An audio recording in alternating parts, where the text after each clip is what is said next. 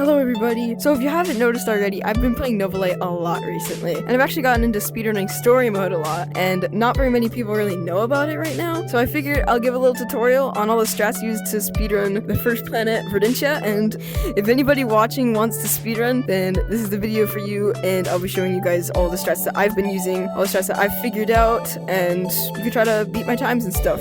So yeah, let's get on with the video. Okay, so the first thing that I suggest learning is learning to run good. I would say running good isn't really the most important thing that you need to learn, but it is nice to know how to run really fast if you do want to get super good times. So I'm going to be showing you guys my run. You don't have to use my run, but I'm just going to be showing you guys how I run. I recommend just kind of practicing in a private lobby by yourself. This is a pretty good hallway to try and mess around with, but the general movement that I do is this forward, back, this back. I like almost flick my hand like this, so that way you can get the most distance. And if you didn't know, the fastest position that you can be while running is while you're reaching your arm back, right? Not when you're gliding through the air. Because gliding through the air or jumping, when you're jumping through the air or when you're in the air, there's a speed limit for how far you can move while you push off the ground, right? But while you're actively pushing off the ground, there is no speed limit, right? The main thing you want to do is try to be pushing across the ground as much as you can, which is why you have two hands kind of going like this. And it's also why you want to stay very close to the ground like this, instead of like this, right? Instead of like jumping almost, because then you can get more in as much as you can. I don't recommend flicking this too much, because sometimes you can lose tracking, especially when you're not looking at this hand. Kind of like that. You don't have to run super fast most of the time, but it is always good to learn how to run somewhat quickly for speedruns. Honestly, a normal funny run like this, you could get a pretty decent time with just that. You don't really need to learn how to do this, but it is always nice to know how to run pretty fast. Okay, now let's actually get into the actual planet stuff. I'm gonna start off with saying that the timer does start when you click the launch button over here. You can open up your menu by pressing the 3 lines button on your left controller, and then you come to the settings, and you have a speedrun timer. This is really useful if you want to see your time while you're running, obviously. And you have all this stuff, so you can disable the timer, you can enable the timer, you have to stop the timer, and what you basically want to do is, when you start your run, you're gonna click the restart button, and then right after you click that, you're gonna click launch. So this is how I would usually start my runs, right? Here you go. Like that. And while it's dark, you can already start running. So while you're through the transition, you can start running as soon as it becomes dark, right? So for the first trick in the speedrun, it's over this way. Once you get to this part, you would think, for most speedruns, you would want to come around here because, well, then you have no chance of dying, the bridge falls over, and it might be a little bit not great, right? Well, that's actually wrong, because the water physics in this game are kind of bad. You can go extremely fast in them if you know how to go quick. So I'm actually going to give a quick swimming tutorial, because lots of people don't know how to swim good. This is how to actually swim properly, because most people don't really know how to actually swim good in this game, or in Cube Runners or any other game like this. You want to, or if you push forward too fast, then you might accidentally go back, and it will probably look something like this. Right? Then you want to go like this, so you push back, and then you slowly push your arm forward. Push back, slowly put your arm forward. Push back, slowly put your arms forward. So I can kind of show you what that looks like. So you come in the water, slowly, boom, slowly, slowly, slowly. And if you do it really good, then you can go like extremely fast. If you try to do it a little bit quicker, like this, you can see that's like pretty quick, right? But there's actually more to this part than you might think. Instead of just swimming and getting over there and, you know, jumping up, you can actually leap over the water and slide off until you get to the facility. And it's super good. You also don't even need to use this bridge at all. So you come in the water, go, like that, and you slide all the way to the facility. So you've located the facility. This is kind of tough to get the hang of, but I recommend just kind of going in a private lobby and practicing it. But mainly, you kind of want to just like go in the water, you push forward and against the ground. That's what I like to do. So you come down, push against the ground, and the next one you push up. And then if you do it correctly, you can go like that. So again, you come in the water, you push down on the ground, and then you push upwards. And you can go like that. You can slide all the way over here until you get to the facility, like around here, and then you can come over here. I've heard a lot of people struggling with opening doors good. Basically, the hitbox is in your finger here, and the hitbox is on the handle. So you just make sure that your finger is like close to the handle like this, then you'll be good to go. Okay, the facility. Now, this is when the run actually gets interesting. I will warn you, there's kind of a lot of memorization involved. So, the first thing that we're gonna do once we get in here is turn right. Left has the flower code, right has papers. We want to collect all the papers before we even get close to the flower code, right? Or at least most of them. Now, you will have to try and remember these papers. You don't have to, but it's pretty nice to just know the code as soon as you get up to the pad. So I can know that the first number is 7 here. You might not get as lucky with me how I did there, where I got the first number. The next one is over here, so you just run over here. Actually, I do it in a different pattern. It genuinely doesn't matter if you want to run in and get this one first and then go over there, or get that one first and come over here. It does not matter, but I get that one first and then come over here. So now you're gonna run over here to the left side. You're gonna run past this way, and this is the flower code part. Now, this part has some pretty cool technique with it. You might think, well, it's random every time, so how do you make a technique with this part? Well, it's not actually fully random. It's only the numbers that are random. The flower order is the same every time. It's always blue, light pink, dark pink, orange, dark pink, orange. So you basically just want to look at the numbers in the order that they go. So it would be blue. So look at this number first, this number second, this number third, this number fourth, and then this number again, and then this number again. So in my case, it's 6, 1, 2, 5, 2, 5. So just remember, blue, pink, purple, orange, purple, orange. I should have said purple instead of dark pink. The pink ones look pretty similar, but I like to consider this one more of a pink one and this one more of a purple one. So always remember, it's this one, that one, that one, that one, that one, that one.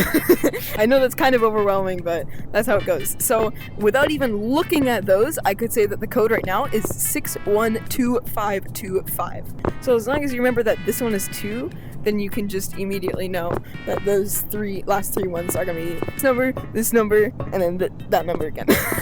I know this is pretty overwhelming, and it takes a little bit of practice to get used to it, but once you get used to it, it's really OP, and I can show you how I do it in one of my runs.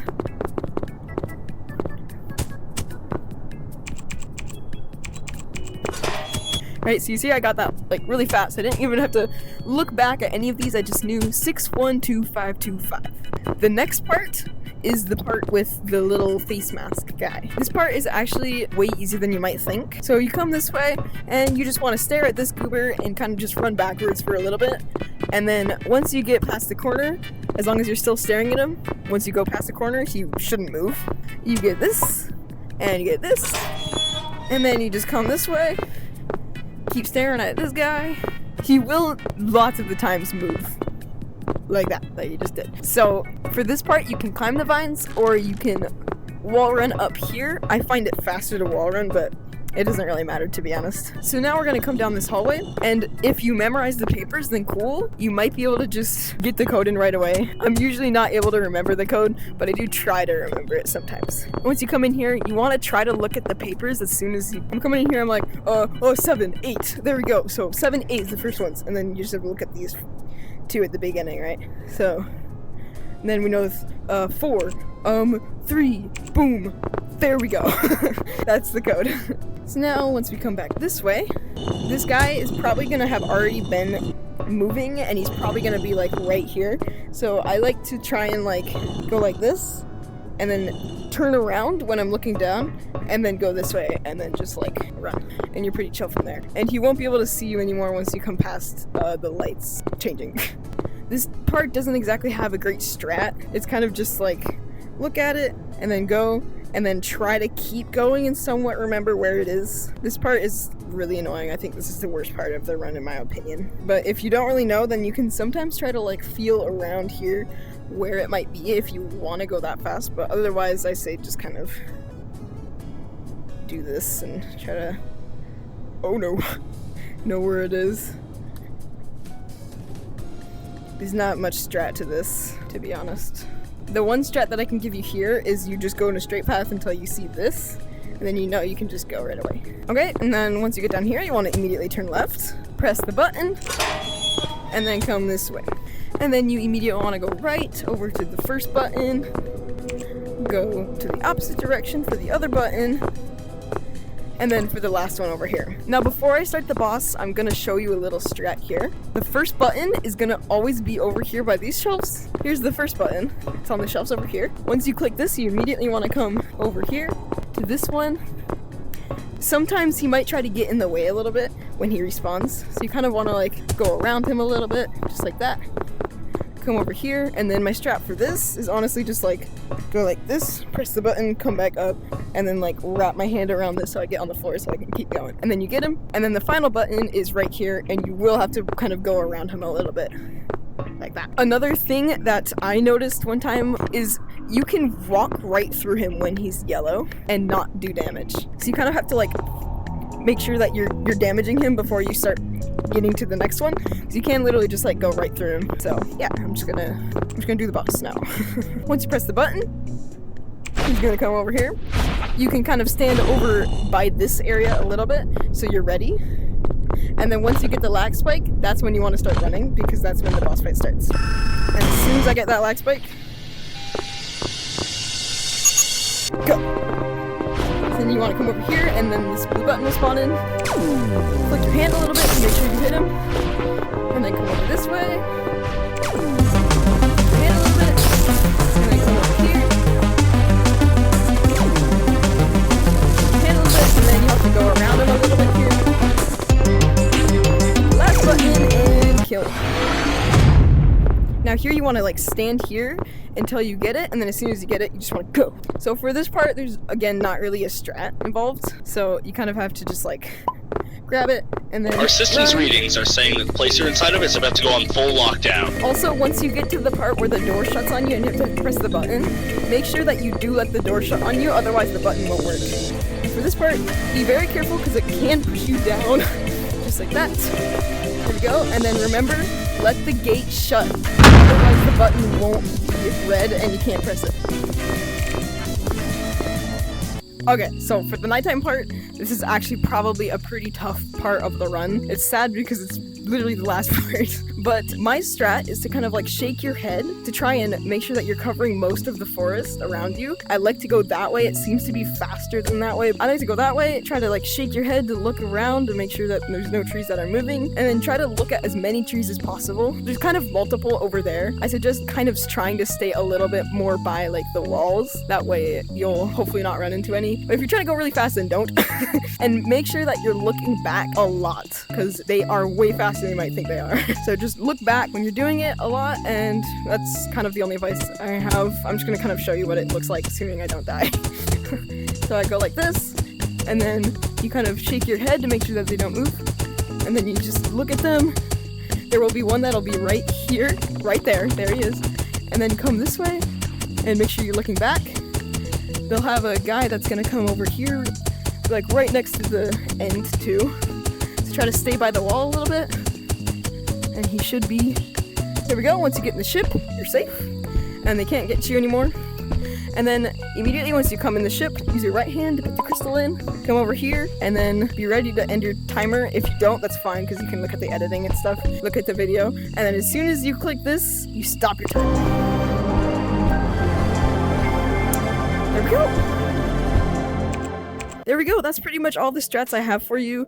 We're finding new ones all the time, so I'll probably make an updated tutorial sometime when we get new strats and new stuff that we can do. I highly suggest that you give speedrunning a shot because there's not very many people. I would highly suggest that you go on speedrun.com, submit your run, and just have a load of fun doing it. So yeah, I hope you enjoyed the video. I hope this helps. Goodbye.